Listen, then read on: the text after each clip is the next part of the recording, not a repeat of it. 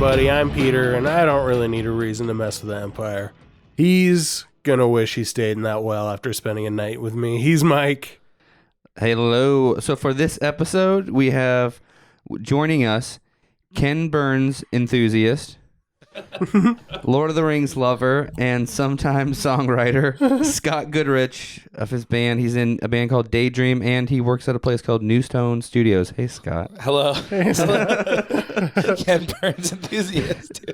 I mean, more than anything, I think that's your title. Definitely. Number one for sure is that. Tepid Star Wars fan, but Ken Burns enthusiast. Yeah. So we are together. We're Rebels for the podcast where we explore the Star Wars expanded universe through an episode-by-episode deep dive of the animated series Star Wars Rebels. Before we get started, please subscribe on iTunes or your favorite podcast app and leave us a review on iTunes. It helps a ton. You can also find us on Instagram or Facebook at Rebels Rebels Pod, or email the show at rebelsrebelspod@gmail.com. That was good. Thank you. You guys, Thanks. That was pro. Thanks. Yeah. We've done it a couple times. Just like Joe Rogan. It's the nicest thing anyone's ever said. Politically similar. All right, so this episode, quick recap. This is season 1, episode 5. Was it episode 5? Yeah. Oh, okay. I thought it was 3. Just mentally, I watched 5, but I just thought it was maybe episode 3. That's why I thought 3:45. Yeah, maybe. There you go. All right. Mike, are you ready? I'm ready, Scott. You ready to jump into this? Oh, hell yeah. Okay. Sweet. We'll edit that out. Oh, No, I'm just kidding. heck yeah. No, I'm just, Frick yeah. no, I'm just kidding.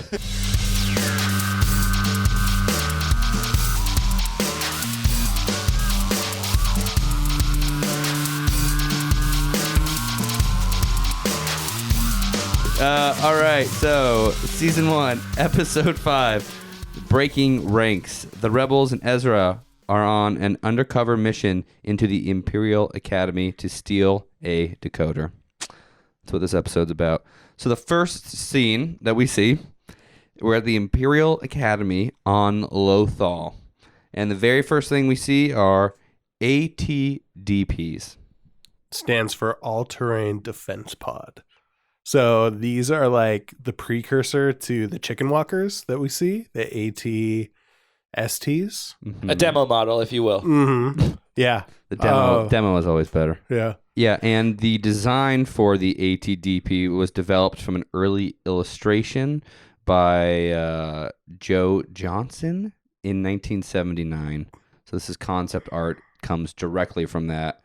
Yeah, so that was interesting. Joe Johnston, thanks. Yeah. I don't know. I don't know him either. Nice guy. Huge personality. We see our friends Cumberlane Oresco and Miles Grint. Yep, one that looks like, well, I keep calling that guy Edgar Allan Poe. Yeah. Because he looks emaciated. And then I don't know who the other big dude is. What would I compare him to? Frank Caliendo. Sure. What's the name of the dude from Kevin Can't Wait and Mall Cop movie? Paul Blart. Oh, sure. Kevin James. Yeah. Kevin James. Yeah. All right. So Edgar Allan Poe and Kevin James. They're both voiced by the same guy. I didn't write his name down. Probably not that important. But I thought that was interesting. Yeah, so he's just talking to himself the whole time. So they are training squad LRC 077. And they're about to be tested. Apparently they've been training for a few weeks, is what is being inferred. And Ezra is one of the cadets, we find out, under the name Dev Morgan. And one of the first interactions we see him have is with that guy, J. Kell? Jai. Yeah. Cool name. Yeah. Sounds like a 90s action star. I like that. And the first thing we see them doing is like pushing each other and like being like really close. Let me put it in a way you might understand, Scott. They're being real Sam and Frodo. Got it. The backs of their hands touch, and then the violin starts playing, and you're not really sure what's gonna happen next. It's an intense bromance. It's really, well, they're like shouldering each other and pushing back and forth. It's I don't know. It's cute. Sure. So they are told for their first test in stormtrooper school. I don't know if we've established that they're sneaking into the Imperial Academy, which is basically stormtrooper school. They have to climb out of this well, which is kind of weird. I don't know how that's a test. Yeah, like these weird floating blocks come out of the walls, and they have to jump from block to block to get out of here. It's like 3D Tetris, but they were in the middle of it. Yeah, totally. Great analogy. Yeah. I also don't like Grint, the bigger dude. Like, there's no way he passed this test when he was a cadet. True. It looks very hard. You need to be very spry. Maybe he was one of those guys where, like, you know how if you go to ROTC, you skip a certain level? Maybe he skipped that part. Maybe. This also reminds me of what Batman movie was it where like Bane lives at the bottom of that well, like that prison at the bottom of the well. The Dark Knight. The only one with Bane in it? Yeah. That one. Yeah, that one. So they have to climb out of a well. That's the test. And if they successfully do it, they will become Bane. This facility is actually based on, in that show, The Clone Wars. There was an episode all about like clone cadets and what they had to go through to become clone troopers. And this is exactly what their facility looked like. It basically looked like they were in Tron Legacy. Like that's what their training ground looks like. And so I thought that was kind of a nice like touch that like they called that back. Okay, now question. There are 8 cadets.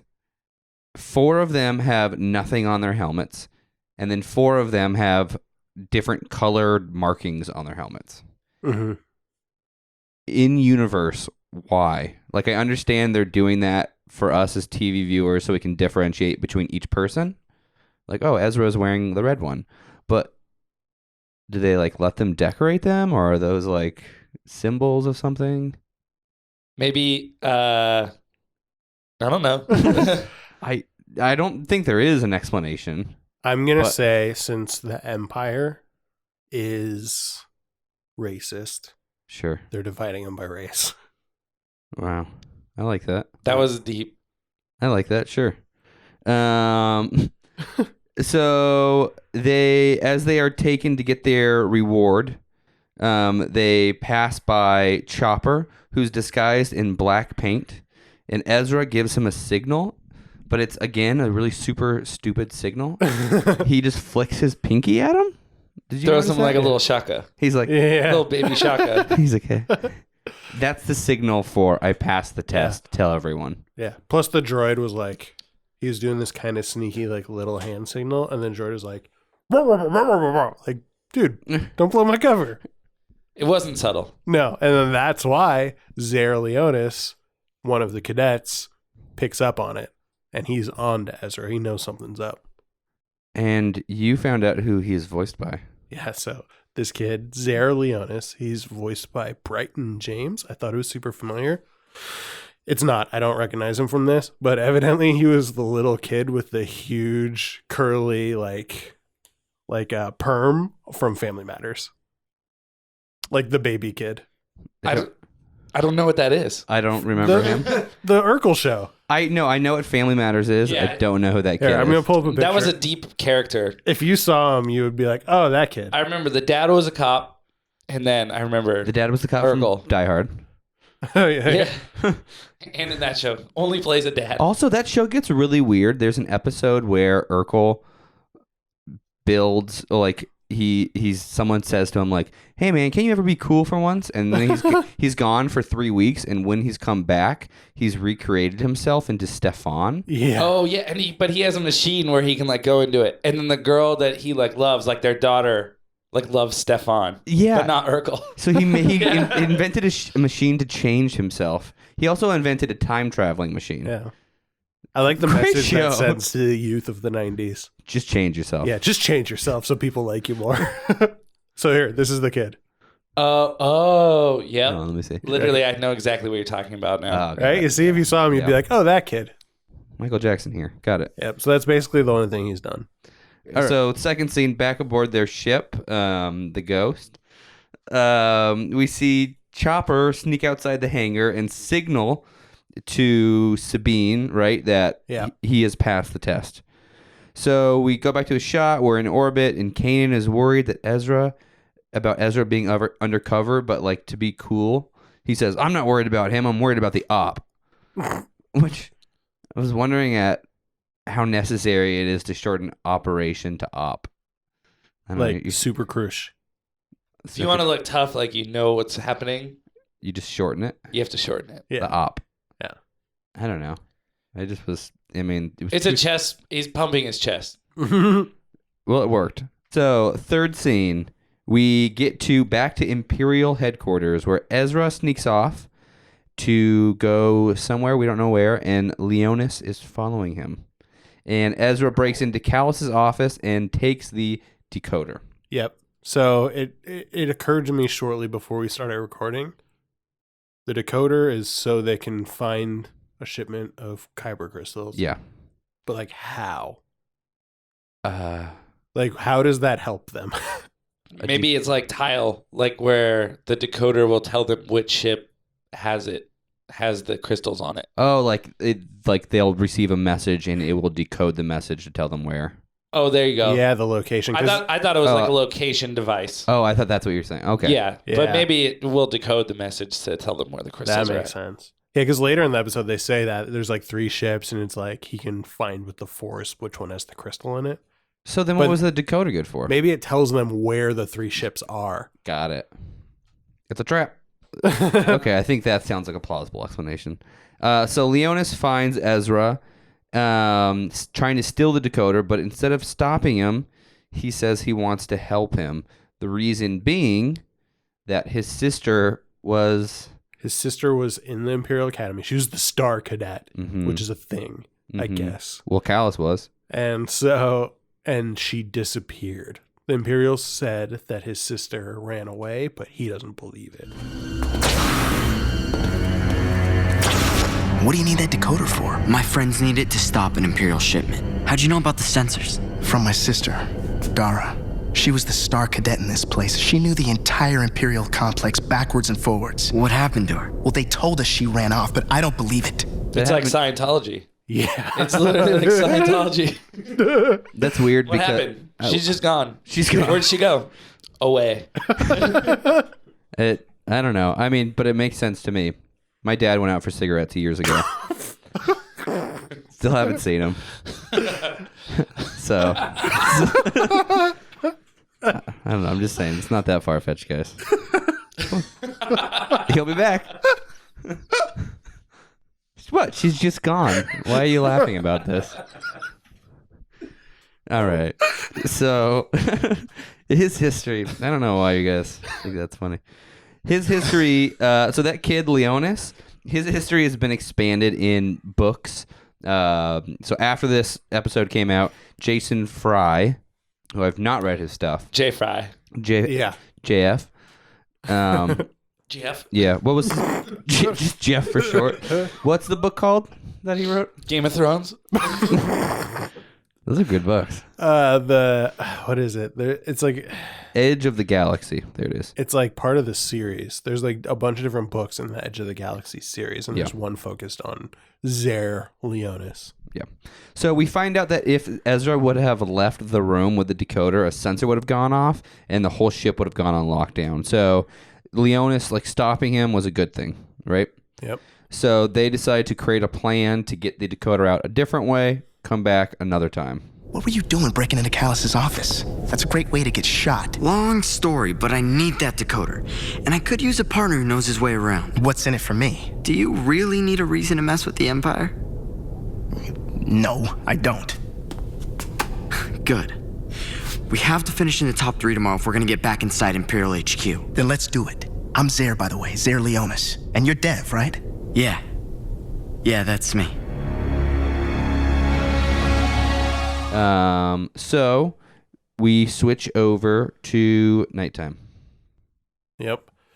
The doors shut, and then Sabine's like, something went wrong. So Ezra's staying in there, and Kanan is stressing. He's just a worried dad. Wait, hold on. I want to ask Scott a question really quick, because it's okay, Scott. You're not a super huge Rebels fan. You like Star Wars. I love Star Wars. This is my first time ever seeing Rebels. That's okay. We'll be gentle. I did my homework though a little bit with what you guys. What do you think about Kanan, the guy with the goatee? Interesting fellow. He just looks so weird. Like they could have made him look any like cool way, like trustworthy Jedi type guy, and he just kind of looks like a weird like dad guy. I don't know how to explain it.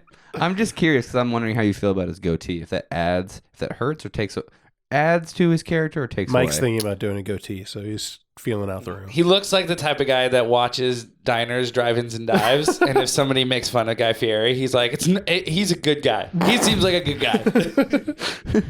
He was a cook for a long time. Yeah, like he was trained in France, guys. Yeah, that actually looks really good. He might also have like a bottle opener on his flip flop or something. There's a guy who true. came into my work the other day who looks exactly like Guy Fieri, like exactly, and I couldn't help but think he knows he looks like him. Do you think he's? The only thing I could think of was he's doing this for attention, so people could come up to him and be like, "Do you know who you look like?" Like, because why else do you want to look like Guy Fieri? I don't know. But just so it's on the record, it wasn't Guy Fieri. No. It was not. Bummer. You can find that dictionary at the Flavortown Library. All right. So at night, they're in bunk beds. First of all the cadets are still in their clothes. No one has blankets. And their bunk beds have buttons on them. Wait, they were in uniform? They were still in uniform, just lying in bed. It does sound like Scientology. That's how I imagine Scientologists sleeping. I didn't really notice details like that while we were watching it. But that's pretty funny. What do you think those buttons are for? But yeah, why buttons on a bunk bed? I mean, it's not like it, because based on the evidence of the Empire, it's not like your sleep number. Like, oh, I'm a 7. Maybe it's like a call for assistance because they need somebody like taking the bathroom at night or something. This is true. I guess they're just cadets. That is true. You know? But why all those? Yeah, I don't know. There's like 7 buttons. It's a big ship. They could get lost. They need a companion. Okay, so question. When we see them talking, they're talking in a row of helmets. Yes. And I'm frustrated because I don't know what kind of stormtrooper helmets these are. So I figured out, at least the ones I was talking about, I brought up on the first couple episodes, there's those weird helmets that we can't place that the speeder bike guys are wearing. I went to Twitter. I crowdsourced it. There are specific ATDP pilot helmets. And that's what they're wearing. All right. The weird thing about that, though, is they're for ATDP pilots, but also the speeder bike dudes wear them, and some of the transport pilots wear them. But they're called ATDP pilot. One helmets. size fits all, I guess. Yep. They're similar to the cadet ones that all the kids are wearing, but they're a little different. So the bikes on Endor, Yeah. the same helmet. No, so that's the weird thing. On this show, the same bikes, different helmets. Damn, dude. That's a lot. Yeah. That's a lot. That's a lot of information. All right, so their plan is an awful plan. They agree that But through magic and friendship, anything is possible. the secret ingredient, love. They agree that they're going to finish in the top 3 of their class. That way they can get access to the Imperial headquarters again. Yeah, so every time that they complete one of these tests, they get a prize. And evidently their prize is that they get to like go into the office area. So if Ezra wants to steal that decoder, he needs to win the well race to get in there. Principal for a day. That's what they win. Yeah, totally. Free pizza for everyone. Okay, I have to mention that Ezra does an awful job at acting like he's Dev. Every time someone's like, "Hey, Dev," he goes like, "That's my name." Don't wear it out. Yeah, that's me. And even in the beginning of the episode, when some guy was like, "Hey, Dev, you in there?" Because he was like kind of spacing out. He was like, "Yep. That's my name, Dev Morgan. I'm in here." Dev. Hey, Dev. Dev. What? Dev Morgan, you in there? Oh, yeah. Dev Morgan's in here, all right. That's me. Wow. I was like, Oh, good. That's not suspicious at all. Has to repeat his full name to really believe it. I don't know. I just think he does an awful job. Yeah. So it's the next day, and they got to climb out of that well again, which this is another minor nitpick, but like, I know they change it up a little bit, but like, do they have any other tests at the stormtrooper school? Like, is that all you need to be a stormtrooper, is to be able to climb these bricks out of Maybe that's a why they wall? can't shoot. Yeah, no shooting, no target practice. Yeah, seriously. Like, run a little bit. Maybe get your fitness up. I don't know. If you throw, I think maybe they're just thinking about Sarlacc pits. They're like, well, if you fall in a Sarlacc pit, I'll tell you what. Everything else you can get out with just your natural ability, but that you should train for. Yeah. Always be ready for a Sarlacc Or pit. it's like, you're just going to die anyways. It doesn't matter if you're good at this. Yeah. we have a well. We might as well use it. We have this pit. They have to do something. Yeah, They're gonna, they built in the Clone Wars, and it's like, I mean, what else are we going to do? Just fill it up? No. Giant deep pool. it's funny that they have a school. The premise is like a school because it doesn't really seem like they're that concerned about their lives. Well, because they're giving them guns and letting them shoot at each other. One of the bully kid, Oleg, what's his name? Oleg, yeah. Yeah, he shoots one of the cadets off one of the platforms, and every time someone fell, I couldn't help but think they're falling a good 20 to 30 feet. Seriously. And landing on what I imagine are steel blocks. Maybe that has something to do with the armor that we think is just not made of plastic. Maybe the helmet's actually doing something. Maybe the armor is real. Yeah. It just can't stop just in the pits. everything else. They give them armor at school to give them confidence, and then when they're gone, they take it away. Then it's just Velcro and plastic. So this one, like we were talking about, so they have to climb the well again, but this time they have to like shoot these little buttons with guns to make them pop out. Two things about this. First of all, you have to be a really good shot to do that, and Not really. you don't need to Have be. you ever played GoldenEye? I've done this level before. I don't remember this on GoldenEye. Yeah, probably was. Probably was there. Good one. All right. So first, like, I don't really think that they care that much about being good shooters in stormtrooper school. So like, it seems frivolous. That's the first thing. Second thing is, this is actually kind of interesting that we've already seen that their guns can do like kill mode with the red laser and then stun mode with like the blue Cheerio thing that like Princess Leia gets hit with. This one has a third setting, and it's just low power mode. So it's just like a laser that stings instead of kills, and it's the same. Just nicks. Yeah, it's the same color as like the laser bolt that the target droid is shooting at Luke Skywalker in A New Hope. So it's this yellow kind of thinner thing. Oh. Yeah, so they give them those little yellow stormtrooper rifles and let them shoot at walls and each other. Why not? Yeah, why not? No time for math or spelling or anything, just shooting at each other class and climbing out of well class. That's fair. Sounds better than the school I went to.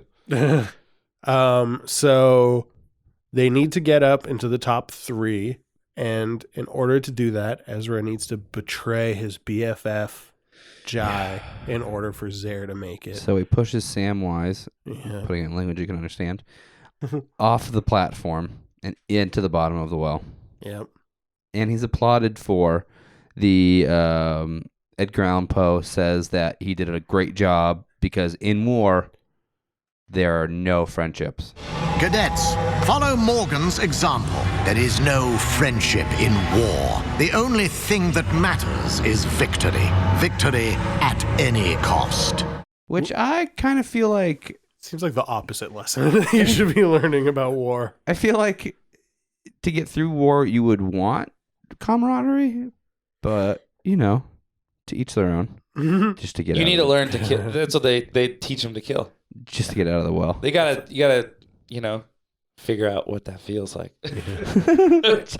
Chase that feeling, boys. Chase that feeling. If there's one thing I know about war, it's don't be friends with anyone on your side, and you need to climb out of a lot of stuff. I'm just comparing this to Full Metal Jacket, so. Oh God! What if the bunk scene? Someone was just hitting someone with a bar of soap in a That's why they wear the armor at night. So they don't beat the shit out of each other. That's happened before. Wear the armor because if you don't, so one of you is going to fight each other with bars of soap in the middle of the night. All right, so we're at Kallus's office. We see Minister Tua exit a conference room. Her hair's a little mussed. She's like, oh, yeah, that was a nice business meeting. They were making out. Wrong. Didn't come out of his office. She came out of a conference room, Peter. Yeah, but just the two of them. What are you implying? They're making out. I don't see it. But I do like that her uniform is very flight attendant. Zare distracts Kallus with a fake order that he says has his pod racer parts have come in. And when I first watched this, I was really hoping that Kallus was actually building a pod racer. And when he got the parts, he was going to be like, sweet, my pod racer parts are here. He goes, sweet, now this is pod racing. Now this is pod racing. But it turns out he doesn't know that he's not a pod racer.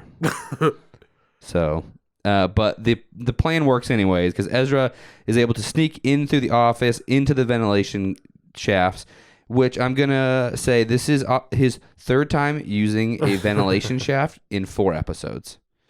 So the Empire has a real ventilation problem. Ventilation security issue. It's big. This is the third time he's successfully used air vent to complete a mission. It's the only untapped pathway that they have in the whole the whole ship. They have a pathway problem. Yeah. I was thinking about this. It's like there's a ton of times in this episode where they could have been caught if there was just like a security camera. Also, is that just mean the whole shit? It's just air conditioned and heated. Yeah, controlled all the time. That's why they don't need a blanket. Climate control. It's They have always great vents. always 72. And they're always very clean. Yeah. Is there dust in space? Is there dust in space? Ooh. Well, within a self-contained... That's why you're a songwriter. There's a song there. that was deep. Yeah. Is there dust in space? All right, so Ezra gets the decoder successfully. He uses the Force. Yep. This is the first time he's like successfully levitated something. I don't remember. I don't know, but he pulls it off. And he overhears a conversation between the Grand Inquisitor and Oresco, where Oresco is telling the Inquisitor that he has identified 2 exceptional cadets who the Inquisitor can use for some special purpose. I believe we've identified 2 cadets, Morgan and Kell, that meet your special criteria, Inquisitor. Excellent, Commandant. Tomorrow I will arrive on Lothal to test them myself. If the tests are conclusive, I will take them into custody. Yeah, he says that it meets their special criteria. Sounds a little creepy. What is the Inquisitor going to do with these 2 cadets? Scott, you have something to add there? Remember about our politically charged climate right now. I have no idea what they're going to do. So there's in universe. I mean, I'm assuming this is what happened to Zare Leonis' sister. She met the special criteria and was taken away. Oh. But they were alone, so they were still talking code about like that's the weird taking thing. them out, or was it like they're really good, we can utilize them? That's the weird thing I was thinking is like, why would you're talking to a hologram of a phone call by yourself? Like, why do you have to be like, wink, wink, special criteria? Yeah, you can see the air quotes. Yeah, Like, totally. You know, special criteria, air quotes. So, and just to be clear, he's talking about Ezra and Jai, Yeah. the 2 BFFs. They're the special ones. So Ezra passes the decoder to Chopper, who gives it to Zeb and Sabine, but he decides to stay put because he doesn't want his BFF to be taken away by the Inquisitor. And probably eaten. He could just be eating these kids. That's like another option of what could be happening here. I mean, He has sharp teeth, so I'm just assuming. Put 2 and 2 together. He's not eating the kids, dude. That guy's like vegetarian. How do you know? That dude's like he's vegetarian. With those teeth? Yeah, because you look all crazy like that, but then he's like, I'm vegetarian. Like that's like the twist. You're just like, what the fuck is he gonna do?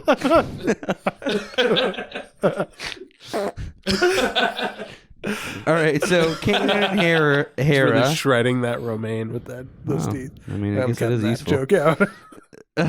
So Kanan and Hera intercept the 3 ships. One of them is carrying the Kyber crystal. Yeah, well, before this, there's 2 things. First of all, evidently, this is what the decoder got them, is the locations of these 3 ships. Yeah. Second thing is, I love Hera's move. So Sabine's telling them, like, all right, we got the decoder. Here's the coordinates.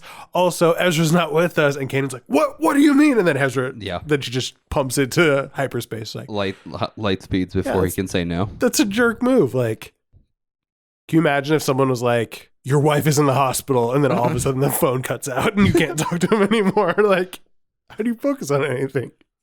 Well, you just know it's going to be a bad conversation. So just, Yeah, just pull the Band-Aid off. Yeah. Real fast. Just like my dad always said. How do you know? So Kanan and Hera intercept the 3 ships, which are Gazanti class cruisers. Mm-hmm. These actually look really freaking cool. Yeah. And this whole scene looks really cool. I think it's like, I don't know anything about science, but like that strip of color that's running throughout it, almost like that, like a strip of dust. There is dust in space. There you go. You know what I'm talking about? Yeah. That's like kind of peppered with asteroids. I don't know. I think it looks pretty freaking cool. And so Kanan uses the Force to identify which ship the crystal is on, so they can attack it and make sure crystals aren't falling into the wrong hands. Yeah. So I think it's kind of interesting because this came out in 2014. Yep. Rogue One came out in 2016. Mm-hmm. So they had this Kyber crystal thing planned 2 years ahead of time. Like this is they had this already mapped out, right? Yeah. So they're stealing, presumably. The rebels don't know this, but the Empire is gathering these giant Kyber crystals to move them to the Death Star and power the Death Star for its super laser. Yeah. Which we find out in Rogue One. And I guess to jump ahead, when we see like the explosion of the ship, which again is super cool once they destroy the ship with the crystals on it, that explosion is freaking massive. Mm-hmm. And it's green, I'm guessing because of the Kyber crystal. Yeah. From what we see, a lot of the Kyber crystals are green, right? Yeah, I mean, I don't know. want to jump into spoilers or anything, but there is an episode in the current season of Rebels, which is the last season, where they actually board a ship with the Kyber crystal, and they talk about how they like store energy, and you can overload it, and it turns into like a big nuclear blast kind of thing. Okay. So I think you hit the nail right on the head. Lyra Urso would know a lot about that. Mm. Lyra and Galen. Mm. All right, cool. So I kind of jumped the gun a bit, but the explosion looks super freaking cool. And Kanan was initially in the Phantom, which is the Ghost's like mini attack ship. Little hot dog ship. Little hot dog to big. Well, that's funny because I was wondering, is that a cool... I just imagine like a little pig in a blanket as you were describing it. Yeah, a little pig. What kind of is? Because when it goes back in, it's like the hot dog slides into the bun. Well, that's funny. It's funny that you said that because I was wondering. I was like, because the main ship is called Ghost, the little one's called Phantom, and I was like, those sound too familiar. Like those are just synonyms. But everything is. Those sound like that was the last thing they thought of when they were like ending the day. It's like, what should we call the ships?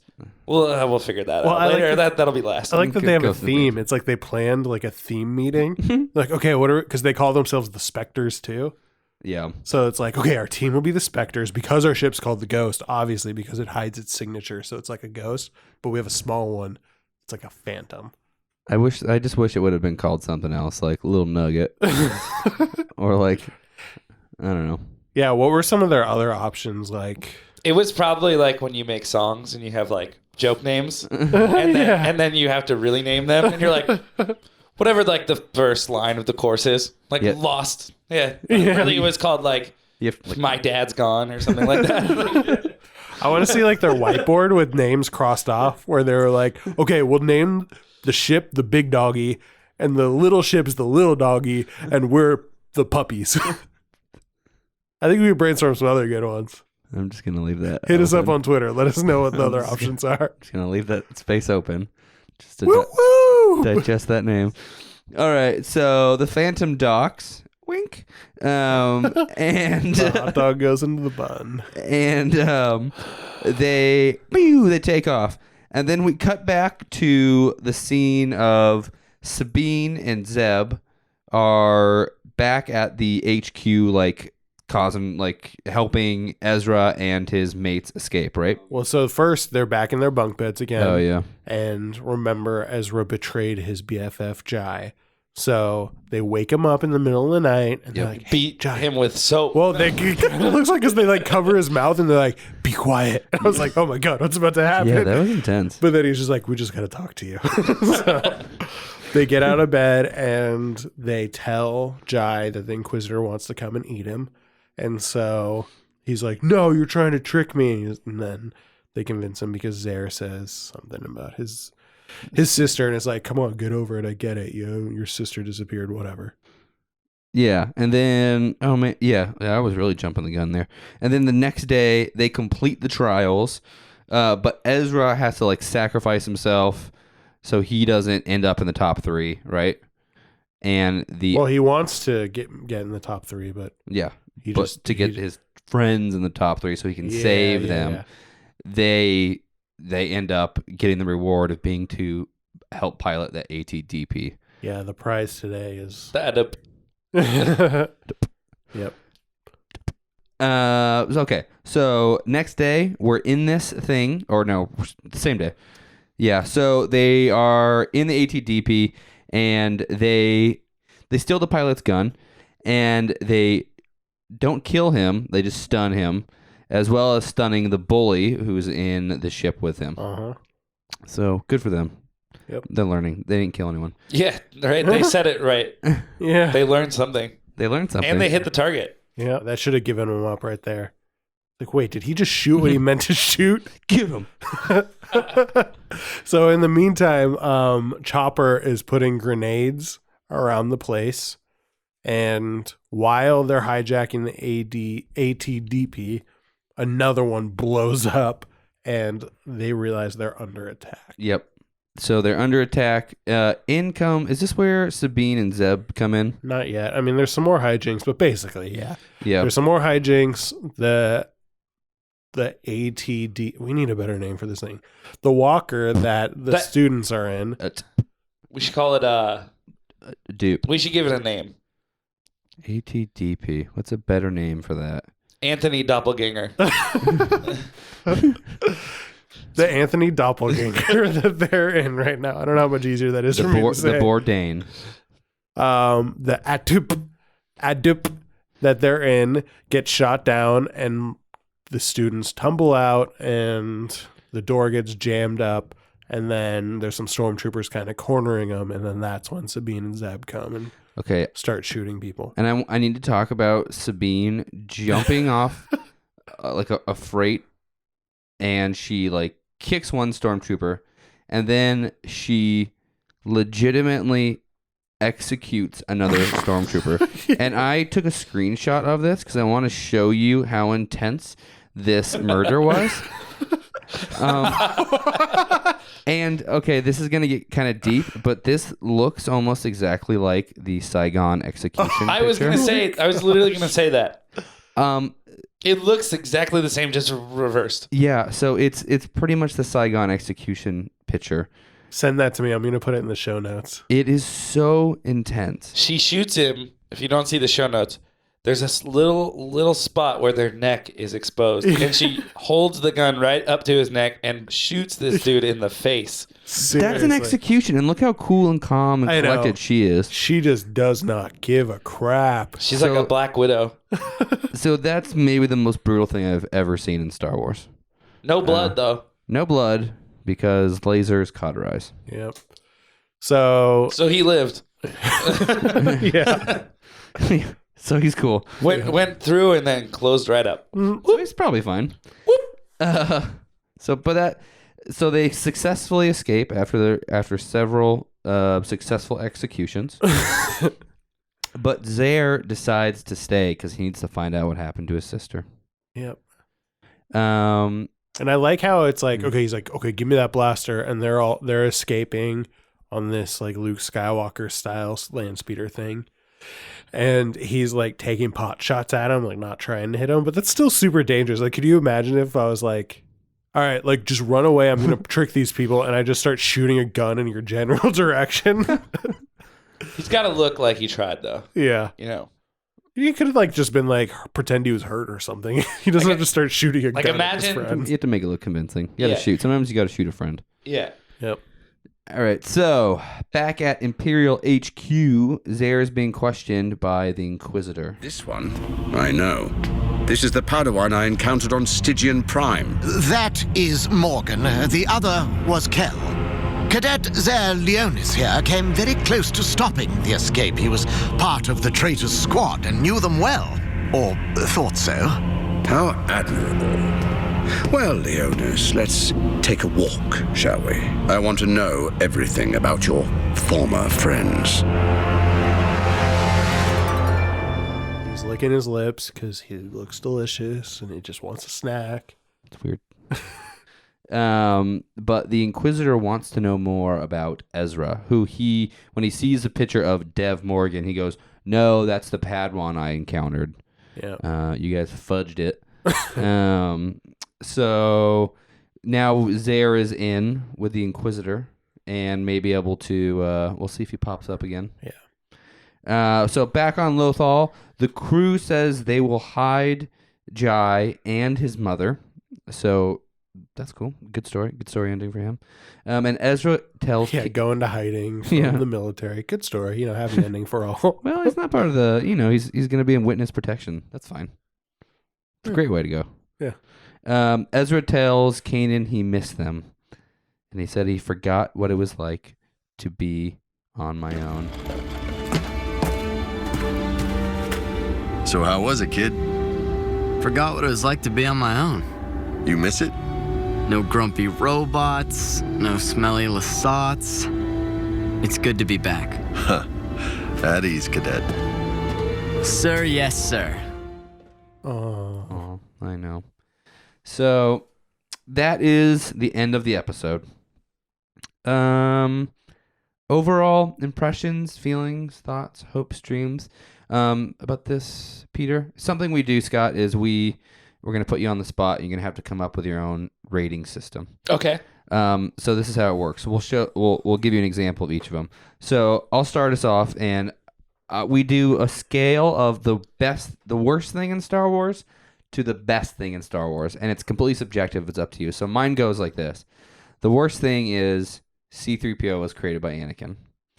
To the best thing is Luke Skywalker gazing into the twin sunsets on Tatooine while John Williams' binary sunset themes plays. Ooh, I'm gonna say this episode is like encountering the Gungans for the first time and listening to Boss Nass speak. This is actually a pretty bad episode. That roughly equates to like a D+. All right. I think this is one of the tougher episodes this season, honestly. Yeah. It doesn't do anything for it's filler. It's a filler. All filler, no thriller. Yeah. They needed to like throw him in a situation where you saw him like challenged a little bit. Yeah, or not being in an air vent. Yeah. So, Peter, what's yours? So my scale is the worst thing being Jar Jar Binks being farted on by an EOP and going like, "Be Yusa." And then the best thing is Luke and Darth Vader's duel at the end of Return of the Jedi. It's all dark and gritty and cool. So my grading is poor gullet because it doesn't really make any sense in the context of anything that happens in Rogue One. Yeah. Just like how this episode doesn't make any sense in context of the entire season. But like, I'm happy I have Boar Gullet memes. Also, there's an unfortunate side effect of this episode where one tends to lose one's mind. Oh, great time. Thanks. So I'm going to say like a C-. All right. So Scott, we're putting you on the spot. What's the worst and the best thing? Worst thing in episode 1 when Anakin is getting dismissed for the day and he says, "Yippee!" That's the worst thing ever. I say that all the time in my real life. No one knows what I'm referencing. It's like cringe. Like it's so. He's like, "Are you an angel?" And then the best thing, I don't know. Imagine this. Okay. Okay. It's not even it's not even in a movie. It's just a feeling. Okay. Okay. Like you wake up one day, you got a fresh pot of coffee. Okay. And you're chilling, and you go on your phone, and there's a new trailer for the newest Star Wars, and you're like, "That was sick." All right, Like that's a good best thing. Okay, that's pretty good. And it's like the blind lady, and you just hear it. She's like, "It's calling to you." And you're like, "Yeah, it is. It's calling to me." Right? You know what I'm talking. You know the feeling, right? Yeah. You're just like, I just had the Binary Suns theme playing in my head while you were describing when that. you don't It's beautiful. when you don't really have nothing to say other than like Star Wars is sick. Like that. That's like all you have as a description. You know that feeling. So letter grade D+. Yippee! Fair enough. That's like the worst one. Awesome. Or Well, all of episode 2. Oh. I'm sorry. Holy shit. oh no, I mean, you're about to open a door. No, you turn that. A tremor in the force. I'm an episode 2 defender, so. Oh. But in the meantime, we could talk about that offline. Thank you, Scott, for coming. Thank you for having me. Yeah. I hope I knew enough. No, totally. This is super fun. Okay, cool. Where can people get mad at you on social media? Scott K Goodrich on everything. The K stands for Vegan. Vegan. And yeah, Scott K Goodrich. Cool. Holler at What me. does the K stand for? It's my middle name. Kyle? Kavika. How have I never known that? It's my parents hid the island in the middle. Nice. Do you want to shout out your band? Anywhere you can find stuff like that? No, The studio? those guys. All right. Yeah. Well, Mike got it at the beginning. It's yeah, cool. I nailed it. All right. Well, thanks. Cool. Thanks, Scott. Thank you.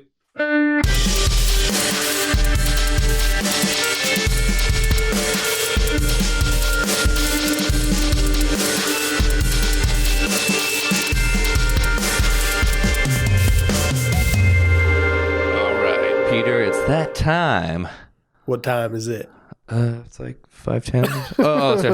sorry. It's that time of the episode where we branch off on our own and crawl down the trunk to the roots and get deep. It was a tree thing. That's my thing. No, it's like branch to trunk. Oh, you're to the roots. character guy. I'm the deep guy. Oh, you're right. That's about getting deep. I do the character portraits. So bust out your canvas. I'll bust out the paint. And let me paint you a picture. A portrait. Damn it. All right. So this week we are talking about Agent Kallus, a.k.a. Alexandre Kallus. I'm thinking that's how you say it, like Alexandre, because it's spelled strangely. He was born on Coruscant several years prior to the invasion of Naboo. So somewhere between 42 and 44 BBY, making him roughly 37 to 39 years old in this episode. Interesting.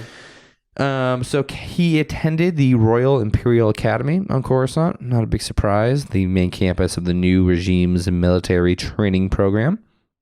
At the academy, Kallus studied under Wolf Yularen. Let's say Yularen, who considered him his star pupil. For some reason, that reminds me of Wolfbane. What is it? Oh, yeah. Wolf Castle or whatever Yeah. from Simpsons. So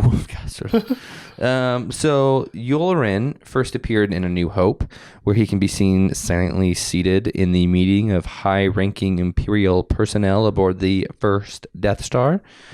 We also see him walking past Luke and Han, who are disguised as stormtroopers, while they transport Chewie to the detention block to rescue Leia. And Yularen was also seen extensively throughout the Clone Wars series, and will be seen later in Rebels, teamed up with Thrawn. sadly, he never made it out of the Death Star. So the character's voice from Yularen, and there's a reason I'm going deep into this. I'm going to tie it together. The character voice, the actor in Clone Wars and Rebels, his name is Tom Kane. And he compares Wolf Yularen to General Erwin Rommel, a German commander in World War II.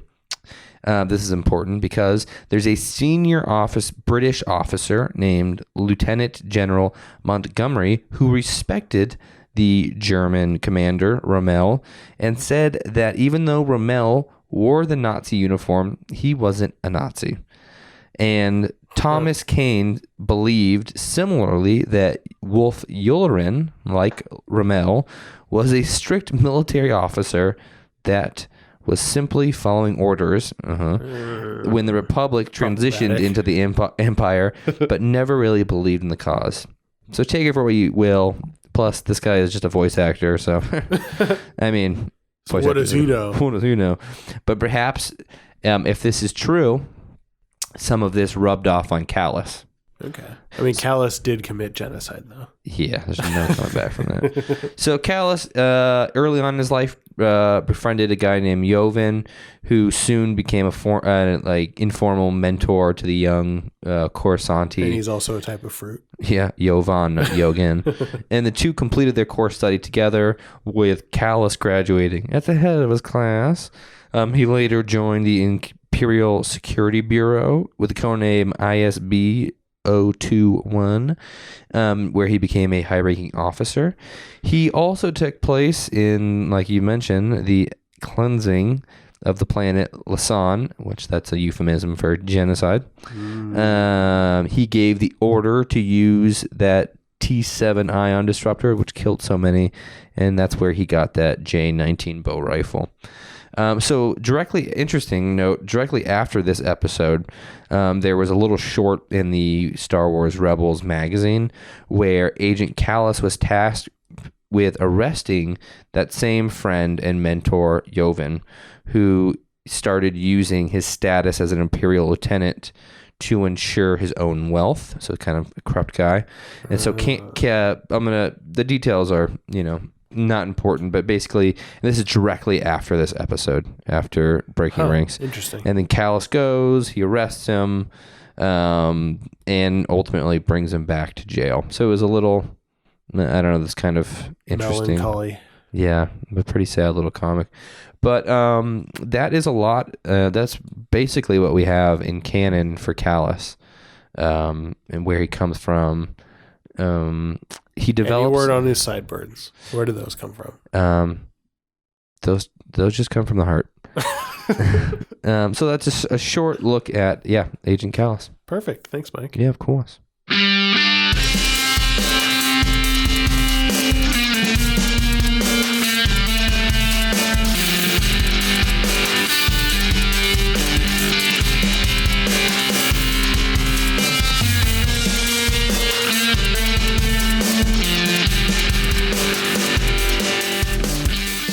Are you ready to get down to the bottom of the tree, dig up the roots, get deep on those roots?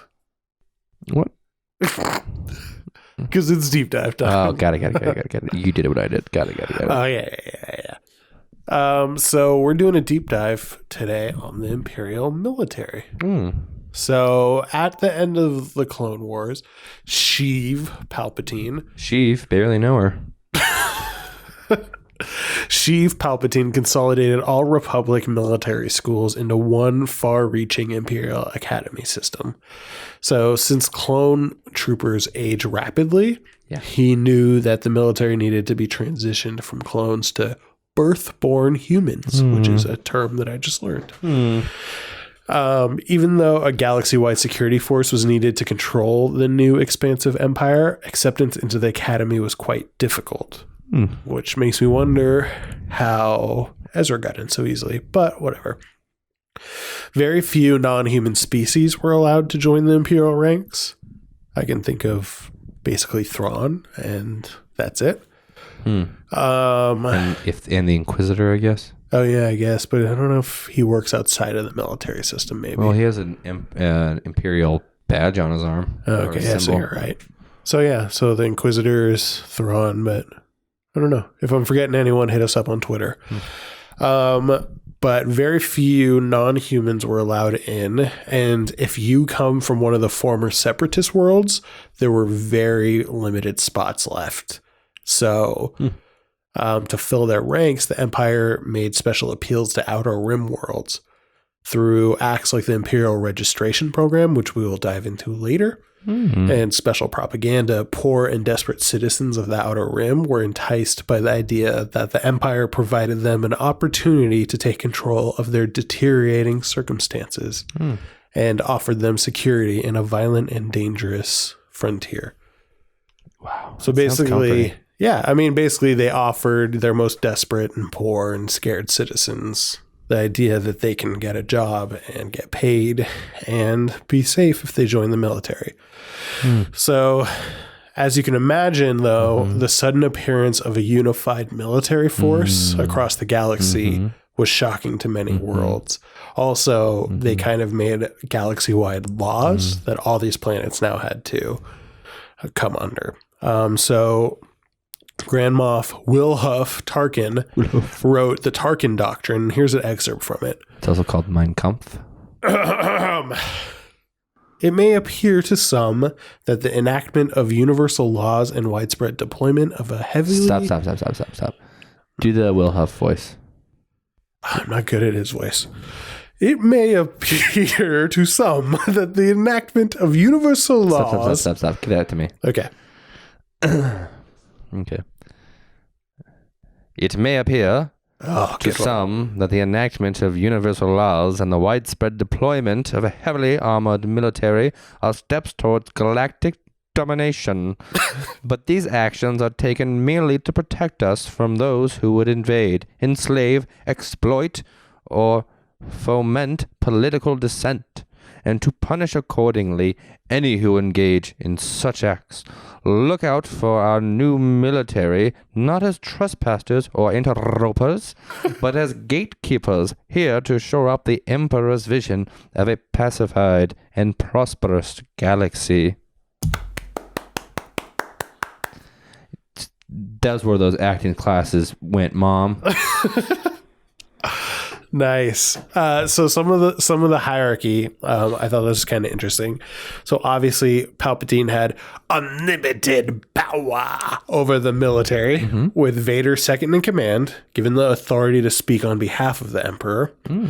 Under them, though, the Imperial Navy and Army were overseen by the Joint Chiefs, who advised the Emperor on all matters of military.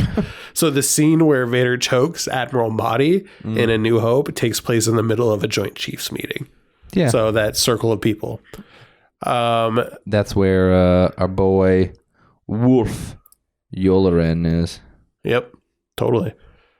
So this, I always get a little confused about this. So the title Moff and Grand Moff weren't actually military ranks, but political ranks given to those tasked with keeping control over specific territories within the galaxy. So Moffs had authority to keep order and to tell the Grand Generals and Grand Admirals of the military to protect their territory, but they're not part of the military. Interesting. I didn't know that. Yeah, so it gets a little fuzzy where the authority is, but yeah. Well, cool. Thanks, Peter. You're welcome. Well, thank you for listening, dear listener. And you can find us on the web at www.clownpiano.guitarmaestro/New Hope. You're getting delirious. Okay. I'm so tired. You can find us on Twitter, Facebook, and Instagram at Rebels Rebels Pod, or you can email us at rebelsrebelspod@gmail.com. And please like and subscribe on iTunes. It helps a bunch. Please. And until next time.